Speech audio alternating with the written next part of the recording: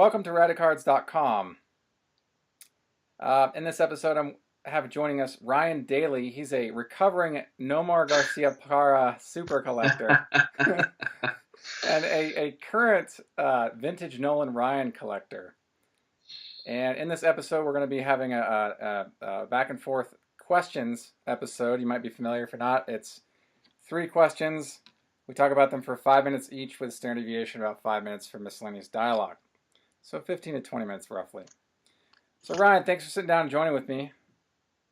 Thanks for having me, dude. I'm looking forward to it. Yeah, Ryan, I've known you for since summer 2010.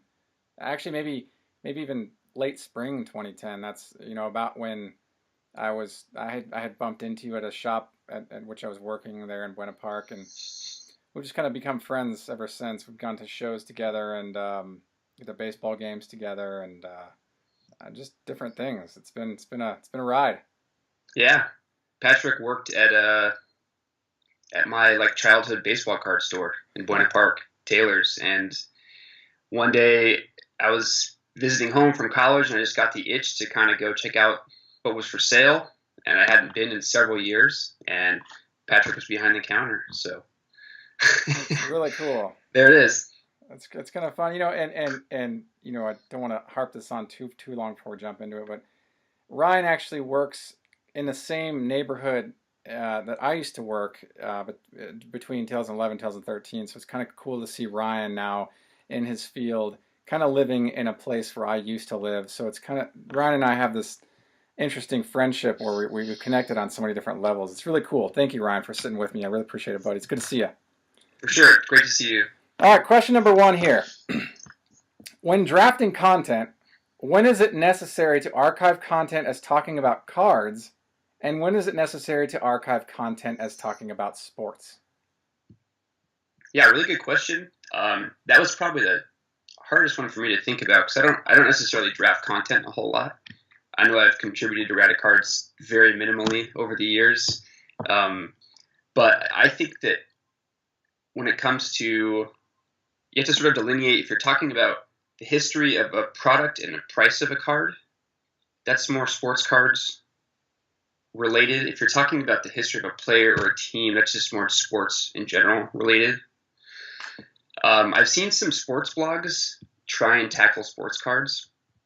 It can be not very good. I don't want to name names, but I think PSA, their weekly newsletter, they do a really good job about sort of encompassing both areas, both worlds of sports and sports cards. Yeah, this is a good question because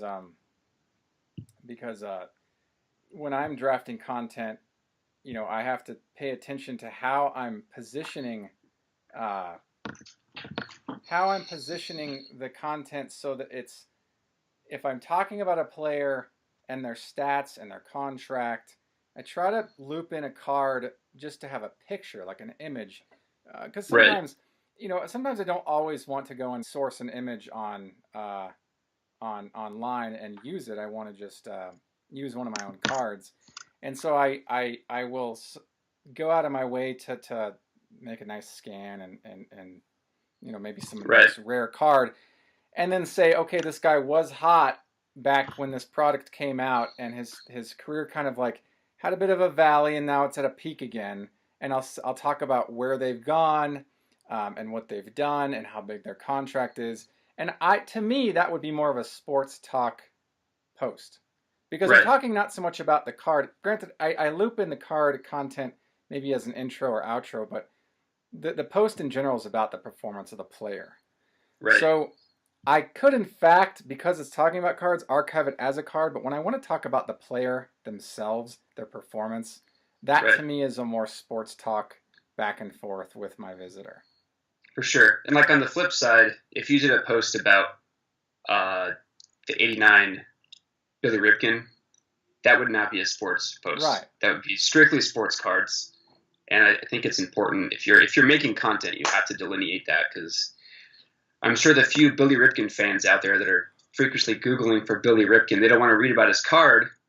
But if there are people that are much more interested in that specific card, the FF card, obviously, Rick face is Um, what we call it, right? the Rick face, yeah, sure.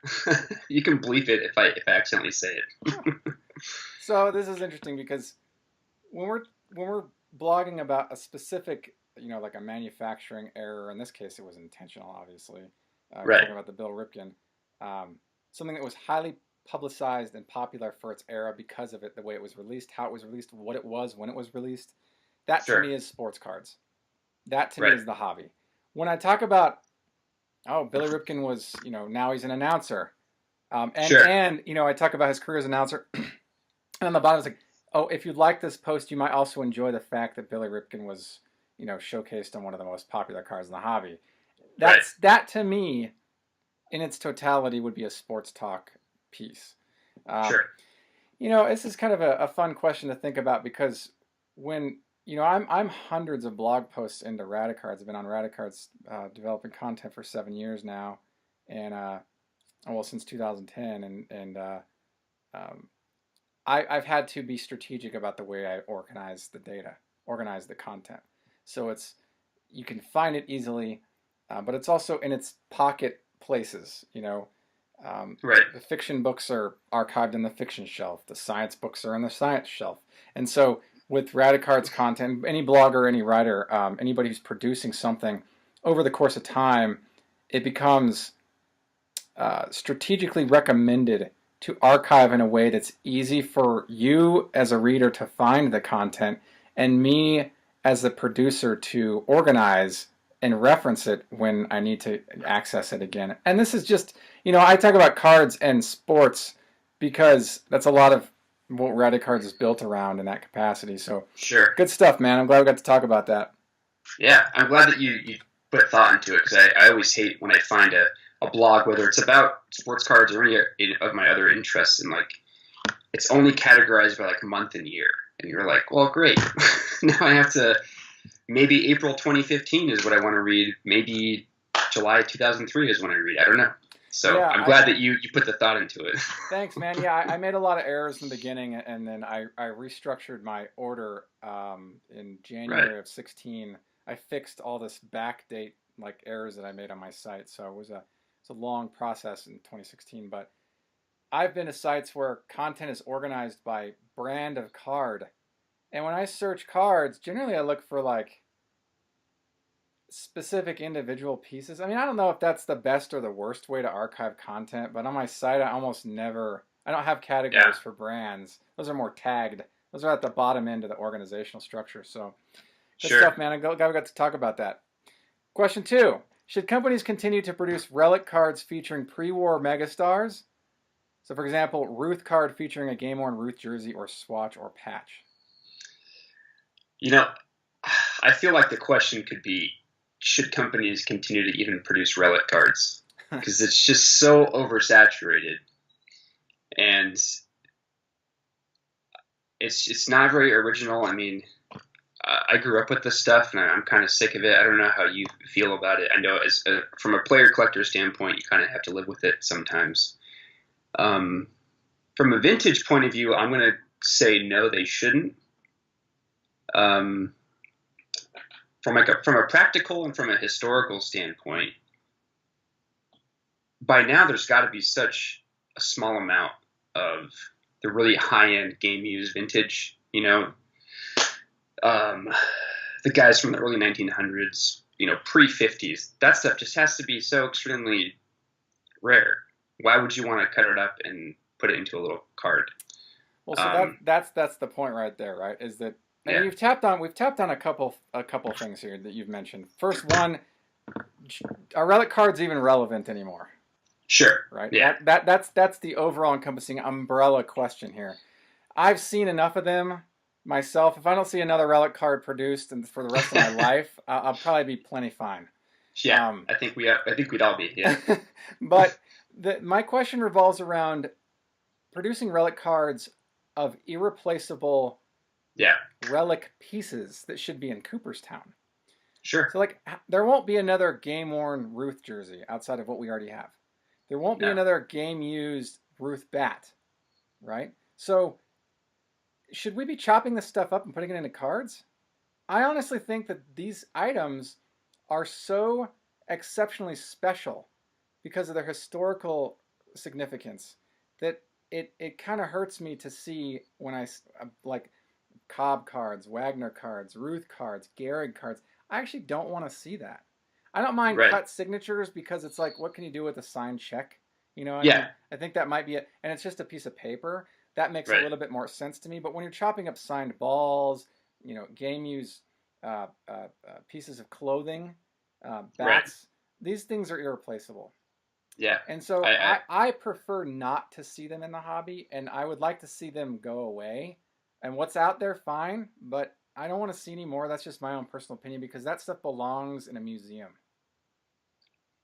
Yeah, and if the big companies, if they want to continue to purchase this memorabilia and incorporate it in their product, they should figure out a better way to do that. I mean, I remember, I think it was Fleer Tradition from the late 90s.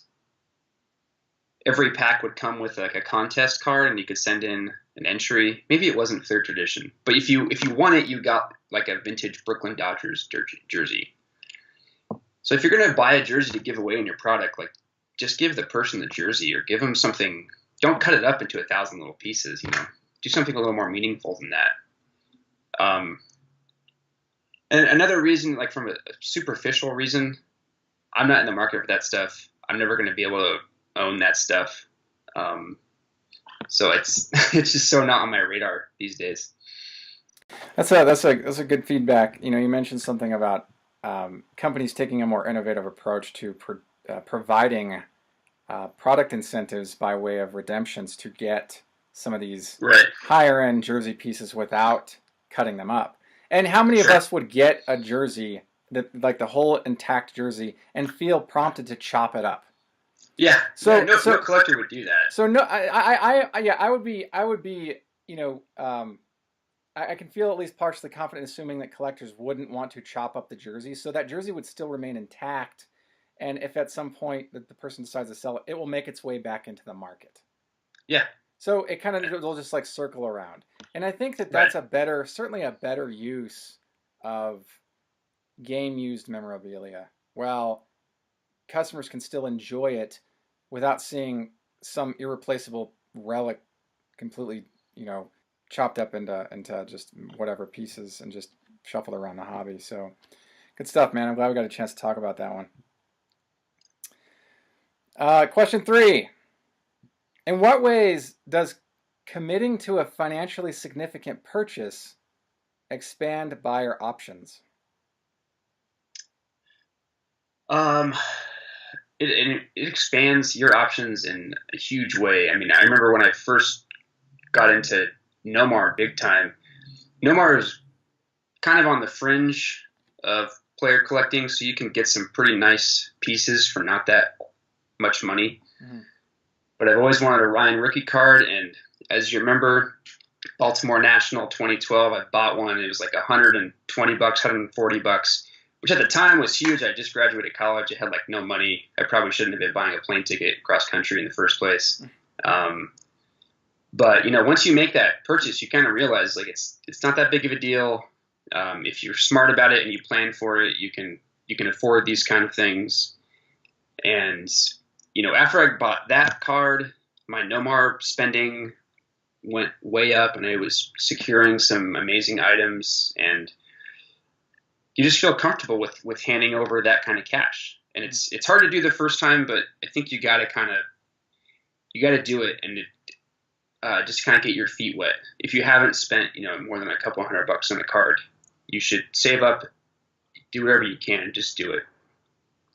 Yeah, I remember the 2012 National, you picking up that Ryan rookie, and no regrets. That was a great trip, right? Oh, for sure. What better way to finish your undergraduate degree than going out to a sports collectors convention? Yeah. And I, a couple years later, I bought the 99 Fleer Brilliance Nomar 24K PSA 9, which was just under $300 or so. And luckily I was able to pay for that out of pocket pretty easily, but there were some other pieces that came up before that I had to sort of put myself on a payment plan for with the seller. I think if you're serious about collecting, if there's something that comes up and you can't necessarily afford it, you have to try and put yourself in that position where you pay it off over time with the seller. A lot of sellers are open to that. I think that's something that you should take advantage of if you're kind of strapped for cash. And I always Right. appreciate the ability to look at the long term of a purchase and say like, okay, this is planned debt, and by Right. doing this, I'm able to um, obviously, if you're paying it off a credit card, let's just say you're building credit, and that helps Right. increase that piece of it. But if you buy something high in, like you were saying, 140 for the Ryan rookie or whatever, Right. you now look at purchasing as higher in pieces as a possibility. And so Right. it expands your market reach in that capacity by allowing you to consider kind of breaking that mold of double figure buys. And there's nothing wrong with double figure buys. I mean, I've had plenty of great ones, but when I had my first big purchase in 2011, that kind of broke open the gates, and I was able to really start looking at buying significantly higher in pieces. Granted, I So needed. which piece was that? So that was in June of 2011, and I bought the 1998 Leaf Rookies and Stars Longevity Holographic Frank Thomas. Right. And that was, it's several $100s, right? Like it was a lot. Right. And also that week I bought one of a really rare EX credentials now, numbered, I think it was like 16 or something. Yeah, those are sweet. And I think that one came in at like $300, but the longevity was more than twice that. And so I remember thinking like, okay, so now I know what it's like to spend high figures on a card. Granted, those are auction style listings, right? So like actual value, not perceived. Right. I was ready to then do that again with other Thomas cards and really focus in on my collection. And over the course of a couple of years of doing that, and I was always broke, but I had amassed a really respectable collection, and that has carried me. I've now look at big purchases as possibilities, and you may or may not know, but like a month or so ago, I made a very big purchase. And I've got some debt stacked up on that, but that was planned. I had planned that purchase. I looked at it. I thought about it. I looked at the financial side of it, and I was thinking, okay, what can I do to make this happen? And I talked about it with two other people. I consulted with them, and we broke it down, and they said, we agreed that it was okay to do it because I'm not a big spender out of the gate. I'm financially conscious. So I think planned debt in that capacity can actually help us grow as collectors. Don't go crazy, but understand what your limits are and try to accommodate that the best way you can. Yeah. Yeah, I think when I was in college, PayPal Credit or, Buy Me Later, whatever it was called originally, that first sort of hit the scene, and they had some great deals where you didn't pay any interest for 6 months, and if you're talking about a $75 card, I mean that's pretty easy to pay off in 6 months. So, if you're kind of struggling with the higher end stuff, look for deals like that. Obviously, be as responsible as possible if you're going to take on any debt through a creditor. But the baseball card community is really great. If there's a collector that has a card that you want, and you have the means of contact, I would always contact people and just say, hey, this is what I have. This is what I can give you right now. And, let's set up a payment plan. I bought hundreds and hundreds of dollars of super rare Nomar stuff from 98 Select. And the seller let me pay it off at a very reasonable rate every month. And, after about 4 or 5 months, I had all these amazing cards in my pocket. So you did that through eBay? That was through an online forum. Right, because I was going to say eBay would highly discourage that kind of behavior. That would be against their policy. But online forum piece is significantly more attractive to buyers, right? Yeah, that just sort of comes along with being serious about your collecting. If you got to be engaged with the community more than just browsing eBay anonymously. Totally. You got to find those sellers that are willing to work with people within the hobby, and I think it's fairly easy to do. People are nicer than you think on the internet. Especially if you're nice back to them, right? So it's like, oh yeah, yeah. Try and be as professional as possible, and I think you'll see some good results. amen, man. Amen. That's a good stuff. Yeah. Awesome, Ryan. Thanks for sitting down with me with these 3 questions. Do you have any final thoughts? Go Packers. I don't know. Just watching Thursday Night Football. Okay. So I turned it off to do this so I could direct all my Wi-Fi towards the Skype. That's all I got. All right. Thank you for tuning in to Radicards.com, and until next time, enjoy collecting. If you like this content, please subscribe. Thank you. Enjoy collecting.